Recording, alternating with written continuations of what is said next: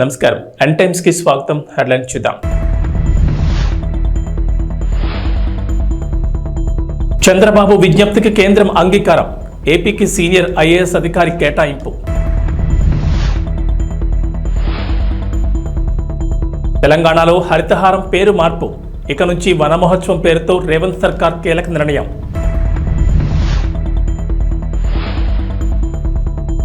తెలంగాణకు rain alert. పలు జిల్లాల్లో భారీ వర్షాలు, ఎల్లో అలర్ట్ జారీ.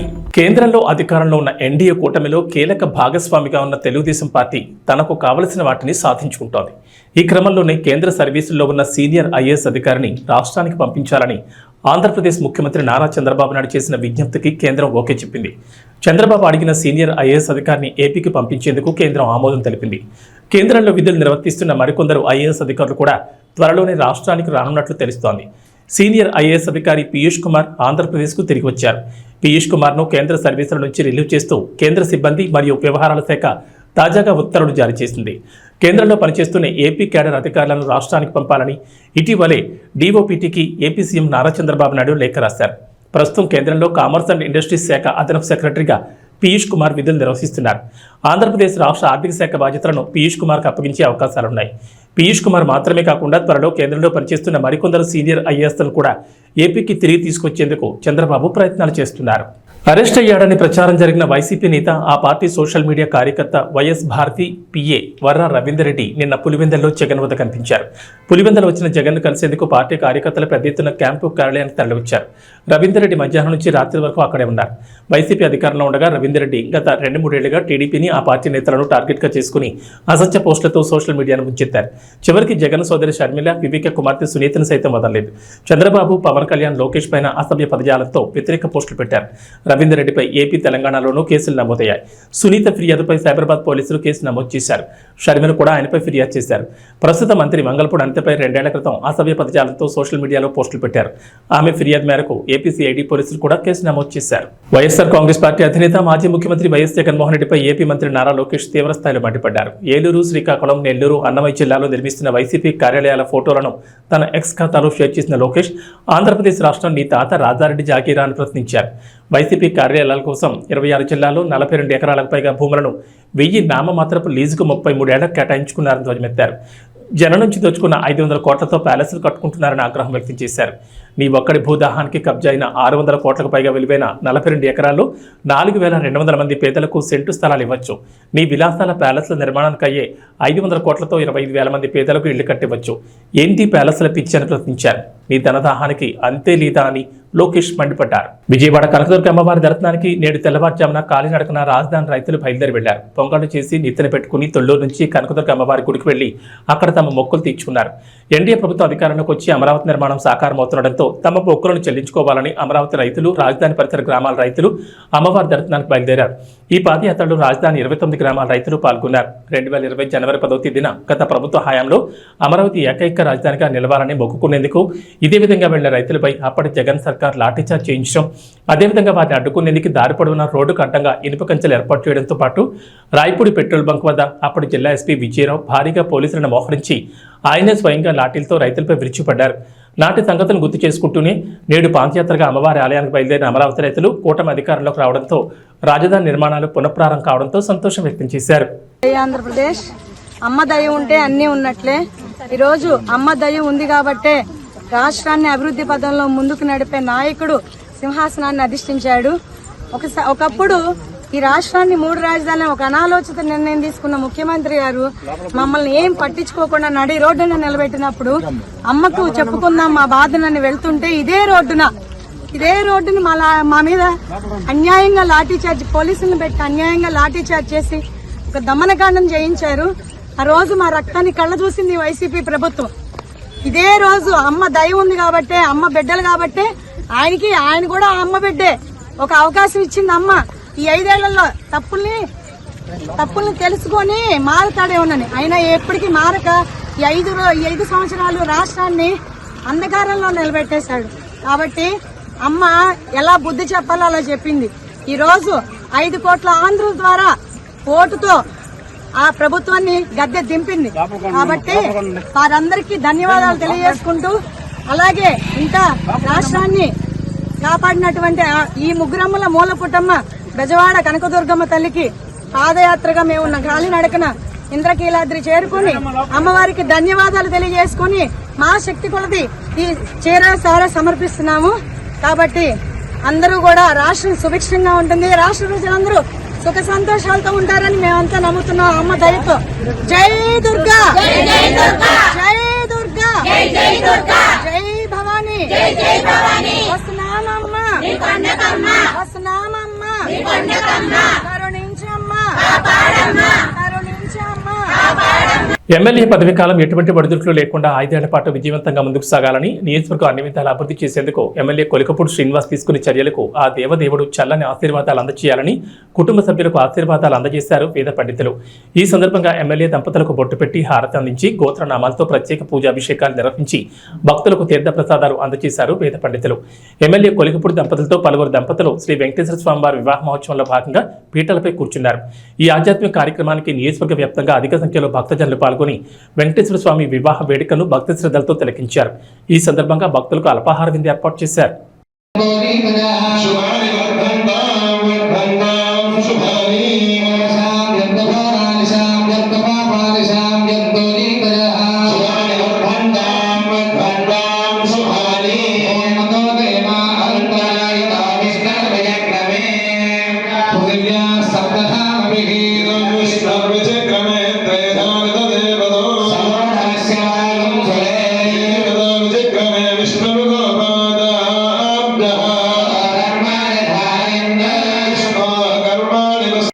సీఎం రేవంత్ రెడ్డికి మాజీ మంత్రి సిద్దిపేట బీఆర్ఎస్ ఎమ్మెల్యే హరీష్ రావు మరో బహిరంగ లేఖ రాశారు. పార్లమెంట్ ఎన్నికలకు ముందు నుంచి డిమాండ్ చేస్తున్న రైతు రుణమాఫీ హామీ ఓ కొలిక్కి రావడంతో ఇప్పుడు మరో డిమాండ్తో హరీష్ రావు లేఖ రాశారు. ఈసారి గ్రూప్ సభ్యులు నిరుద్యోగుల డిమాండ్లపై రేవంత్ రెడ్డికి లేఖ రాశారు.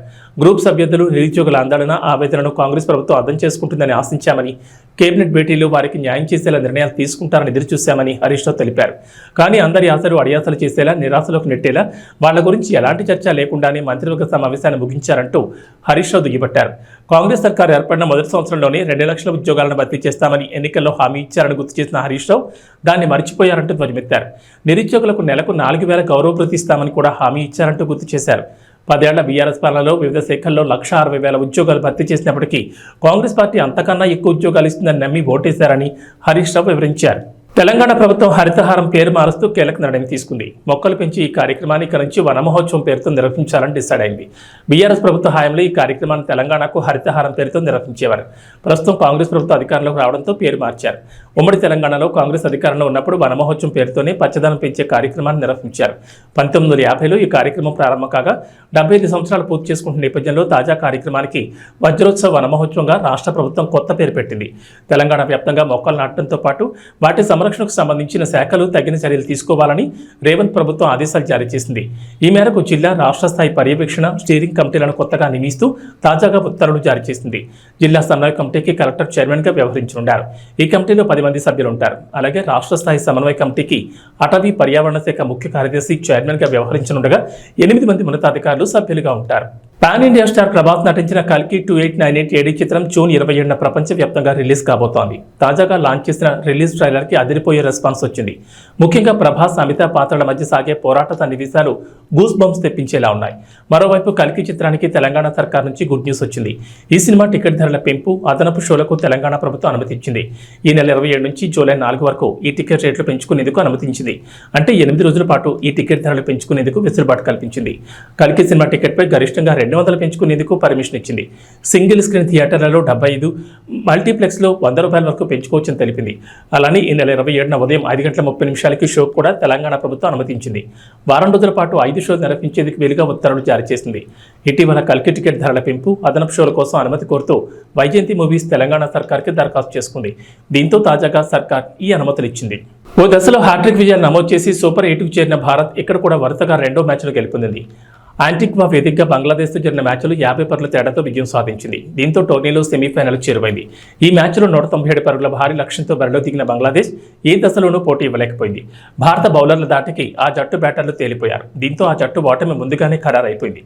కానీ నజ్ముల్ హుస్సేన్ శాంటో 32 బంతులు 40 రన్లు, తంజీద్ హుస్సేన్ 31 బంతులో 29 రన్లు చేసి జట్టు ఆలౌట్ కాకుండా కాపాడారు. చివరికి బంగ్లాదేశ్ నిర్ణీత 20 ఓవర్లలో 8 వికెట్ల నష్టానికి 146 పరుగులకు పరిమితమైంది. భారత బౌలర్లలో కుల్దీప్ యాదవ్ 3 వికెట్లతో సత్తా చాటాడు. జస్ప్రీత్ బుమ్రా 2, హర్షదీప్ సింగ్ 2, హార్దిక్ పాండ్యా 1 వికెట్ పడగొట్టారు. అంతకుముందు టాస్ ఓడి తొలుత బ్యాటింగ్ చేసిన భారత్ నిర్ణీత 20 ఓవర్లలో 5 వికెట్ల నష్టానికి 196 పరుగులు చేసింది.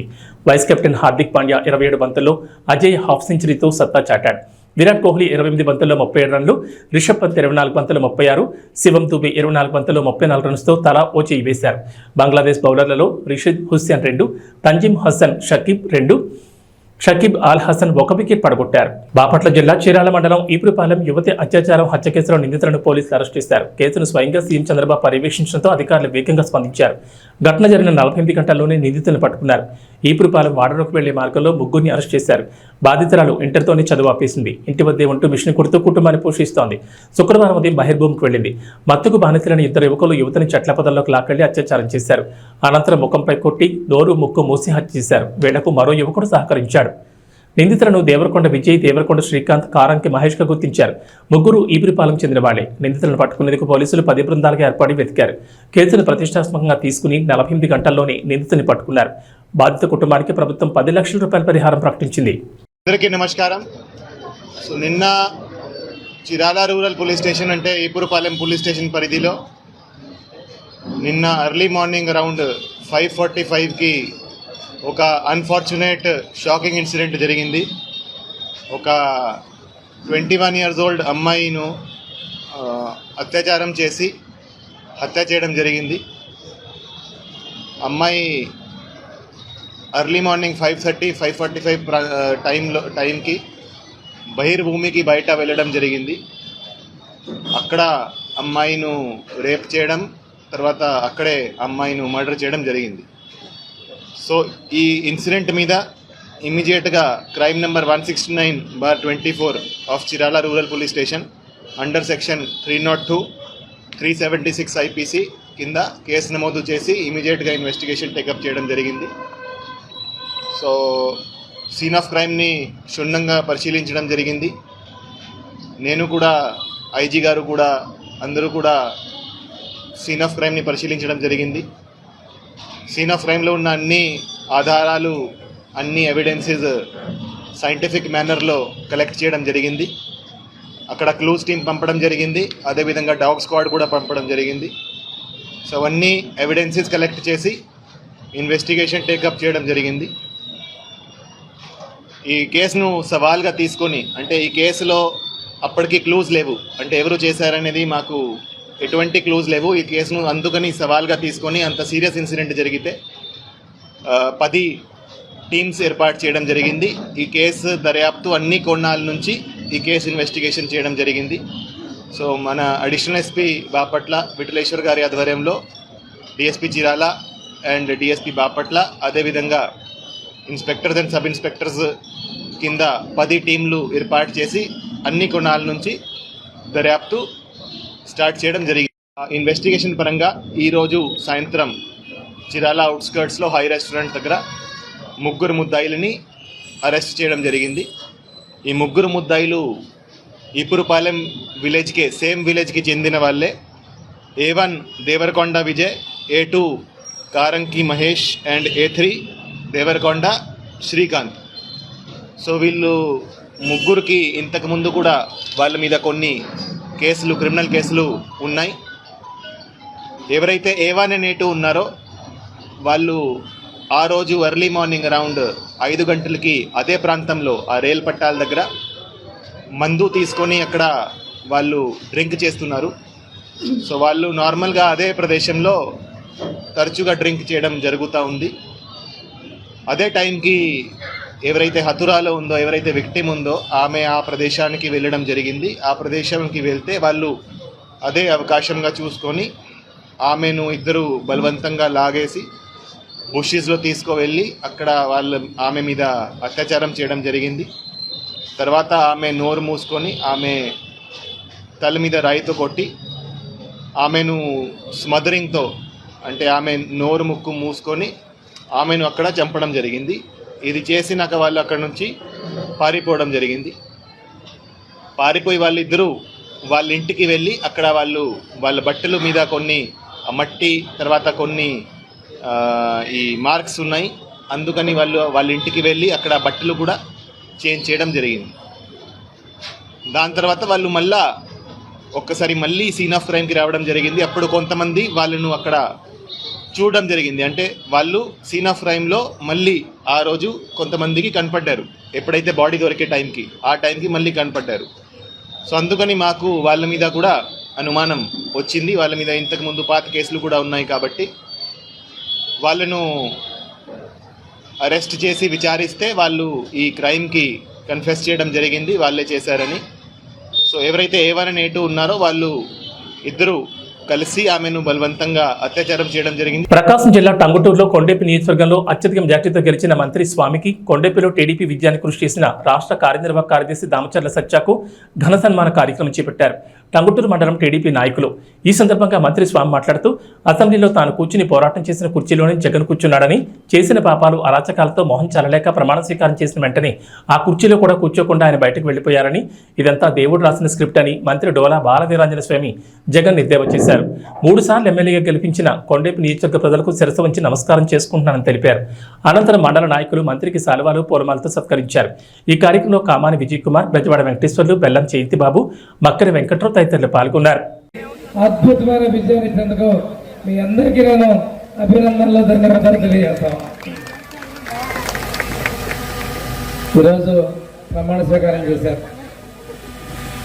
సభలో స్పీకర్ని జరుగుతుంటే మొహం చూపించడానికి వెళ్ళిపోయేది ప్రతిపక్షం. నిన్న కూడా మీరు పేపర్లో చూస్తుంటారు. కరెక్ట్గా 10 నిమిషాల ముందు ఆయన పేరు వస్తుంది, రంగం లోపలికి వచ్చాడు. ప్రమాణ స్వీకారం చేశాక ఆయన కుర్చీలో కూడా కూర్చోాల. ఆయన సాంసరావు అన్నాడు, నువ్వు పోరాటం చేసి నువ్వు కూర్చున్న సీట్లోకి జగన్ కూర్చోబెట్టి అన్నాడు. అంటే అంతకుముందు నేను కూర్చున్న సీట్ ప్రతిపక్షాల్లో, నేను జగన్ వచ్చి ఆ సీట్లో కూర్చున్నాడు. ప్రమాణం చేసి కుర్చీలో కూర్చోవాలి సభ్యుడిగా, నేరుగా బయటికి వెళ్ళిపోయాడు. అంటే తప్పులు చేశాడు, మొహం జల్లల. దాన్ని ఒక్కటి చంద్రబాబు చెప్తున్నారు, మనకు వచ్చిన విజయంతో పొంగిపోకుండా నిగ్రహించి అభివృద్ధిని, సంక్షేమాన్ని అందరికీ అందించాలి. గతంలో ఎన్నడూ లేని మెజార్టీలు మనకు వచ్చాయి. అంటే సాంప్రదాయంగా మనకు వేసేదానికన్నా ఎక్కువ మంది ఓట్లేశారు. పైకి కనపడకుండా కూడా ఓట్లేశారు. అందరినీ కలుపుకోవాల్సిన బాధ్యత మన మీద ఉందని చెప్పి చెప్పడం జరిగింది. వచ్చినటువంటి అధికారాన్ని నిలుపుకోవటమే మన ముందున్నటువంటి పెద్ద బాధ్యత. కష్టాల్లో ఉన్నటువంటి ఆంధ్రప్రదేశ్ అభివృద్ధి చేయాలి, అమరావతిని అభివృద్ధి చేయాలి, పోలవరం పూర్తి చేయాల్సినటువంటి బాధ్యత మన ముందున్న కర్తవ్యం కూడా వారు చెప్పడం జరిగింది. ఇప్పుడు మనం చూస్తే 5 ఏళ్లలో నా మీద 11 కేసులు, జనార్దన్ మీద 23 కేసులు, అదేవిధంగా చాలామంది మీద కేసులు ఉన్నాయి. ఈరోజు గొట్టిపాటి రవి క్వారీలు ఆపారు, పోతల రామారావు గారు క్వారీలు ఆపారు, మన సత్య క్వారీలు ఆపారు. ఇవన్నీ కూడా వేధింపుల్లో భాగమే. అదేవిధంగా చూసుకుంటే చాలామంది మీద మన కార్యకర్తల మీద కేసులు ఉన్నాయి. పోలీస్ స్టేషన్లో ప్రతి గ్రామం నుంచి కేసులు లేని వ్యక్తి ఎవరూ లేరు. తప్పుడు కేసులు పెట్టారు, పొలాలు అక్రమంగా లాక్కున్నారు, గట్లు దున్నేశారు, బిల్డింగ్లు కూలగొట్టారు, పక్క పోర్షన్లోకి పోకుండా కంచెలేశారు. ఎన్నో కష్టాలు ఉన్నాయి. మీ అందరూ నన్ను గెలిపించినందువల్ల, ఎస్పీ కలెక్టర్ పలకడం వల్ల చాలా వరకు నేను మన కార్యకర్తను కాపాడుకోగలను. ఆ అదృష్టం మొన్న మీరు గెలిపించి 2వ సారి కలిగించినందువల్ల కార్యకర్తలకి చాలా వరకు నేను రక్షించుకోగలిగిన సందర్భంగా తెలియజేస్తాను. ఇక వాతావరణ విషయానికి వస్తే తెలంగాణకు హైదరాబాద్ వాతావరణ కేంద్రం అధికారులు రెయిన్ అలర్ట్ జారీ చేశారు. ఇప్పటికే నైరుతి రుతుపవనాల ప్రభావంతో రాష్ట్రంలో వర్షాలు కురుస్తున్నాయి. మరో 4 రోజుల పాటు రాష్ట్రంలో విస్తారంగా వర్షాలు కురిసే ఛాన్స్ ఉందని అధికారులు వెల్లడించారు. పలు జిల్లాల్లో భారీ వర్షాలు, మరికొన్ని జిల్లాల్లో ఓ మోస్తరు వర్షాలకు ఛాన్స్ ఉందన్నారు. గంటకు 30 నుంచి 40 కిలోమీటర్ల వేగంతో భారీగా ఈదురుగాలులతో పాటు ఉరుములు, మెరుపులతో కూడిన వర్షం కురిసే ఛాన్స్ ఉందన్నారు. ఈరోజు ఉమ్మడి నిజామాబాద్, జగిత్యాల, ఆదిలాబాద్, సంగారెడ్డి, మల్కాజ్గిరి, వికారాబాద్, కామారెడ్డి, మెదక్ జిల్లాలో భారీ వర్షాలు కురిసే ఛాన్స్ ఉందని చెప్పారు. ఈ మేరకు ఆయా జిల్లాలకు ఎల్లో అలర్ట్ జారీ చేశారు. హైదరాబాద్లో ఓ మోస్తరు నుంచి భారీ వర్షానికి అవకాశం ఉందన్నారు. ఆకాశం మేఘావృతమై ఉంటుందని, ఉదయం మేఘాలు కమ్మేసి సాయంత్రానికి వర్షం కురవచ్చని చెప్పారు. మేఘాల కారణంగా తీవ్ర ఉక్కవతం ఉంటుందని చెప్పారు. కొన్ని జిల్లాల్లో పగటి వేళ ఉష్ణోగ్రత 32 డిగ్రీల సెల్సియస్ ఉంటుందని వెల్లడించారు. పిడుగులు పడే అవకాశం ఉన్నదన్న చెట్ల కింద ఉండకూడదని హెచ్చరించారు. భారీ వర్షాల నేపథ్యంలో అవసరమైతే బయటకు వెళ్లొద్దని సూచించారు. ఇదిలా ఉండగా గత 24 గంటల్లో తెలంగాణ వ్యాప్తంగా పలు జిల్లాల్లో ఓ మోస్తరు నుంచి భారీ వర్షాలు కురిశాయి. ఏబీ బులెటిన్ విశేషాలు. నమస్కారం.